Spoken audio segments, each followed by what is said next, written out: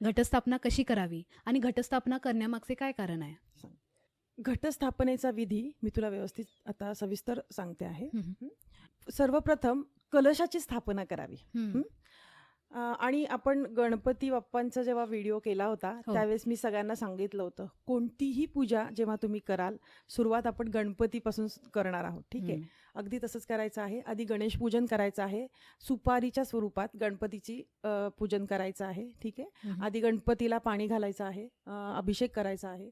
त्यानंतर स्वच्छ पुसून अक्षदांवरती गणपतीची स्थापना करायची आहे. त्यानंतर तुम्हाला कलश स्थापन करायचा आहे. कलशामध्ये सुपारी, विड्याची पानं किंवा आंब्याचं डहाळंसुद्धा आपण ठेवू शकतो. फुलं, अक्षदा ह्या गोष्टीसुद्धा आपल्याला त्याच्यामध्ये टाकायचं आहे. एक नाणं टाकायचं आहे. ₹1 एक नाणं त्याच्यामध्ये तुम्हाला टाकायचं आहे.